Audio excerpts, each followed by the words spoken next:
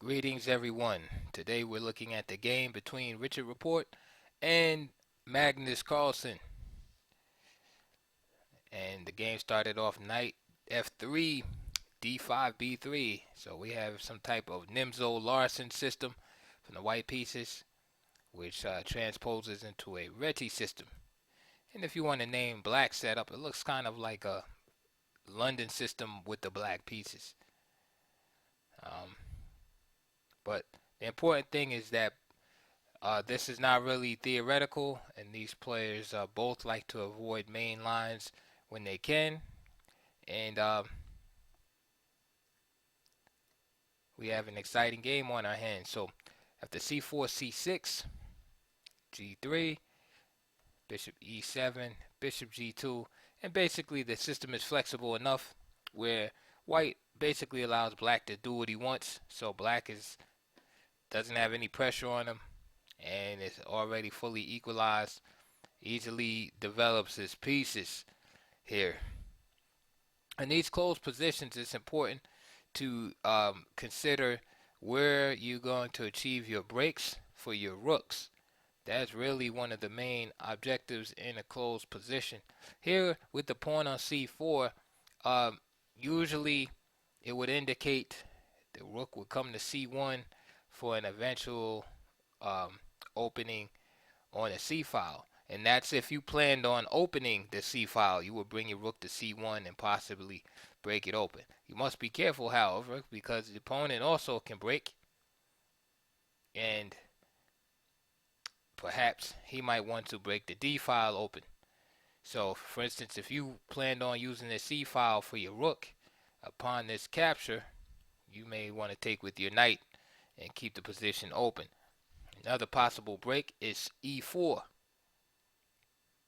Right? And of course, anytime you're considering a pawn break, you have to consider the weaknesses that may be left behind as a result, whether it's a backward pawn or a weak square or what have you. So closed positions can be very complicated. Okay, so, and they lend themselves to a lot of maneuvering. So here we have a3, and so this indicates to me White's plan or intentions of expanding on the king side, and he leaves his rook stationary, so he haven't decided where he would, is considering a break yet.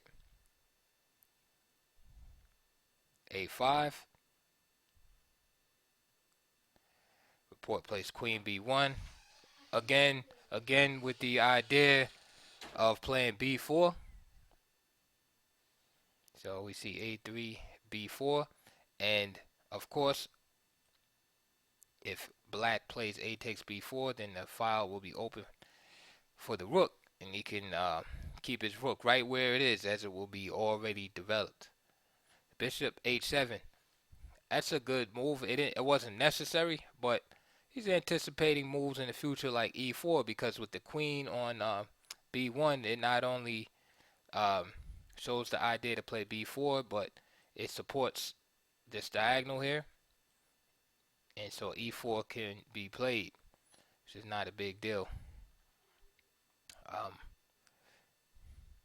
Black could have maybe connected his rooks, for instance, with queen c7, or perhaps even queen b6. Bishop h7. Again, it's not a bad move. It's not critical. The position is closed, so in these closed positions, you can't afford to waste time, so to speak, for lack of a better term. Time is not as important as it is in an open game, so you can move pieces around. And what's more important in the closed game is getting the pieces to their optimum squares. So piece placement is very important, not just development, but piece location. Like they say in real estate, location, location, location. So white chooses to break with b4. Of course, there's tactical reasons. A takes b4, A takes b4, and of course, not bishop b4, because of simply bishop takes f6 winning. And after queen takes b6, rook takes a8, Rook takes a8 and queen takes b4, and black can simply resign. I'm sure 95% of you saw that. So Carlsen plays queen b6, and now the pawn is legitimately threatened on b4, so bishop c3.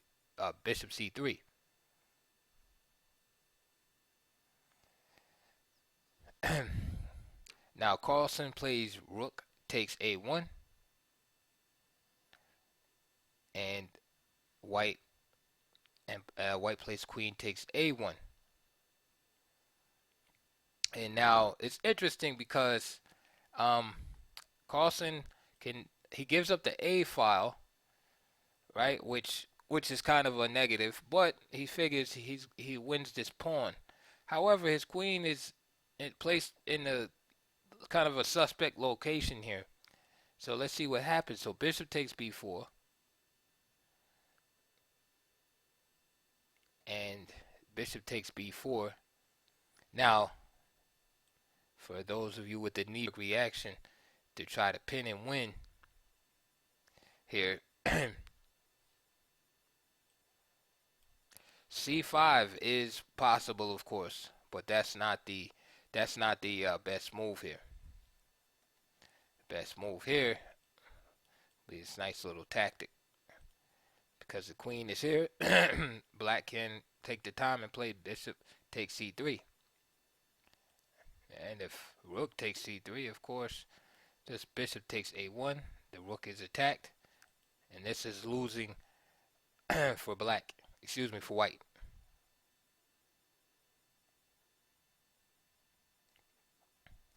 So we don't want that. So instead of that, instead of rook takes b6, queen takes c3, and then a move like queen c7, and then black is a bit better there.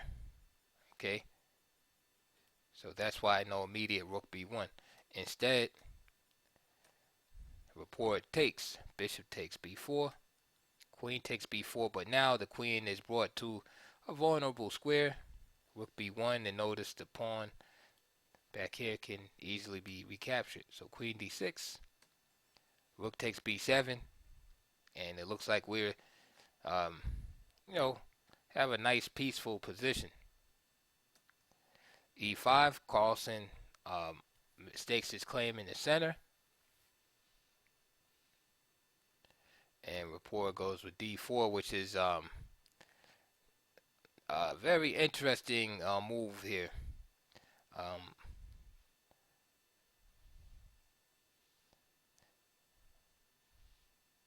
So he plays d4, e takes d4, knight d4, and c5 from Carlsen.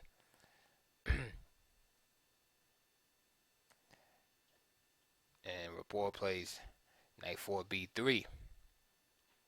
Or knight b.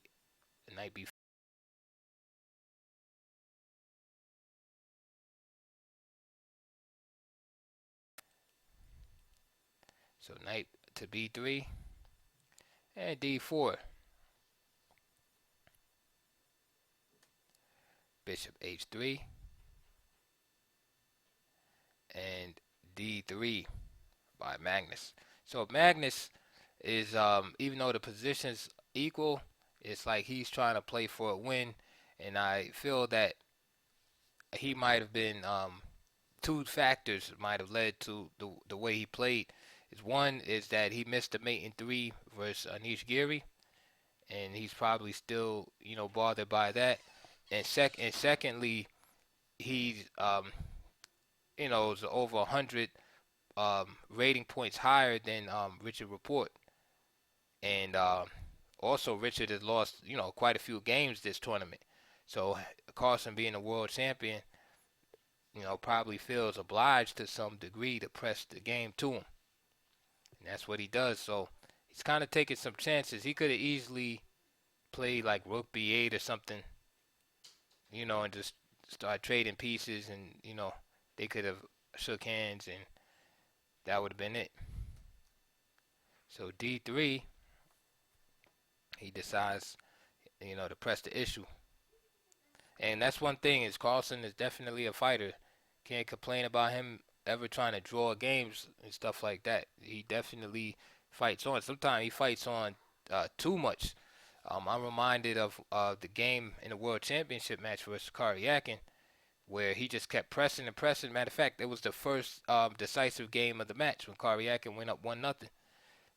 That was a drawn, like a drawn position, but Magnus just kept pressing, pressing, pressing, and then finally wind up losing.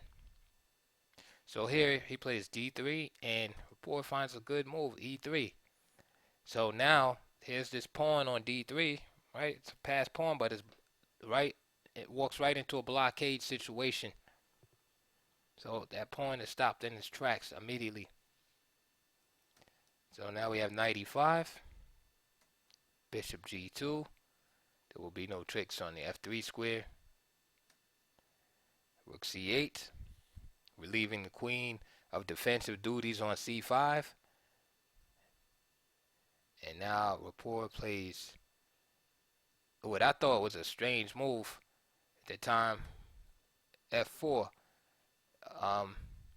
But it worked out to be a pretty good move. It looks loosening to me, but that's why he's 2,700. This is the type of moves that I'm looking at, right? I'm more like I guess like more orthodox player, just like piling up on the seventh rank. I like these kind of moves, and then say after a move like I don't know, say knight d7. See, then you could hit him with f4. Right, and if he takes that knight, and you play bishop h3 with this aggravation on the diagonal, so it's like a little insight into my style. I'll play a positional move like that.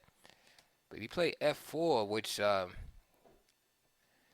it looks a little loosening as far as on the king side, but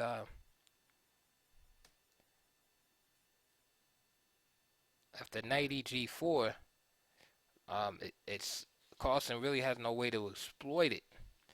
Right, it looks bad. Right, it looks like wow, he's just hitting this pawn, the square. But e4 is played, and now all of a sudden there's a threat to play e5. Rook e8, e5, and now Magnus is in a sacrificial situation. And it's interesting because he probably was provoked and tempted into this line because of the move f4. Because again, it looks appetizing. You see this king side and the dark squares. You're like, wait a minute, maybe we can sacrifice something here. And this is what happens. So Magnus, again, he didn't have to really go into that if he didn't want to. I mean, he could have played like queen e6 or something like that. So he played that e5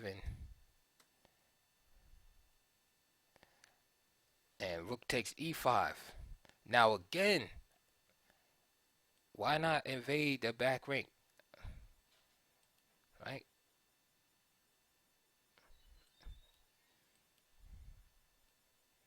Attacking the f7 pawn. You see?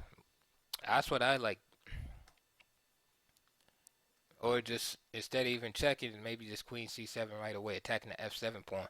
To me, those are like real obvious type moves, straightforward moves. And I don't really see what Carlsen could do about this. He can check. But then after bishop f1, this is still a problem. And then after bishop g6, you can go into a favorable ending, right? Move like that. And he can't even take here, right?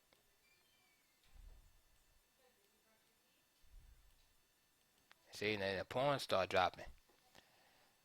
So I like, again, the more positional approach there.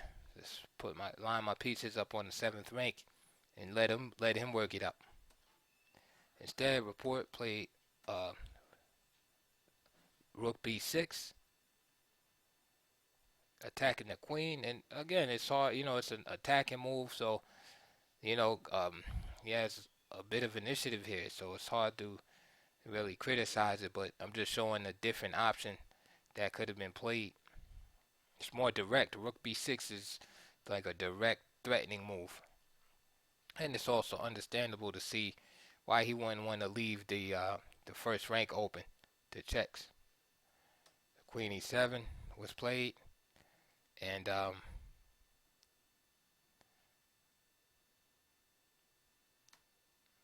this is a real simple chess at this point, exploiting the back rank.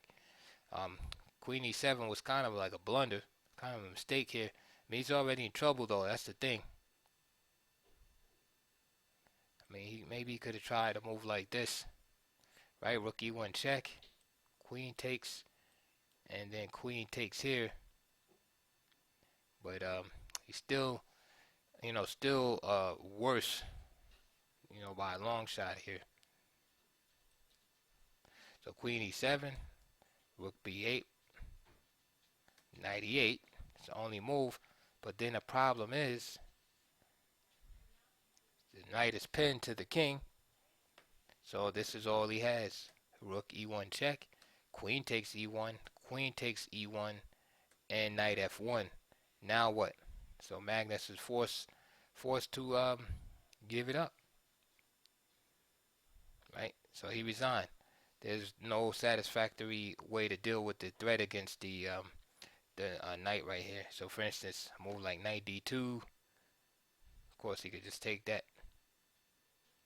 and then if he tries like king f8, rook takes, queen takes, bishop takes, king takes, and then you just got two, excuse me, two pieces against one, two knights against the bishop, and this pawn's gonna drop. So there's really nothing that can be done about it. And then if this bishop attacks here, you can simply play that, protecting that, and there's nothing to protect this pawn. So it's a real lackluster game by Magnus Carlsen. So I'm not even trying to make excuse for him, like he was tired or something to that nature. And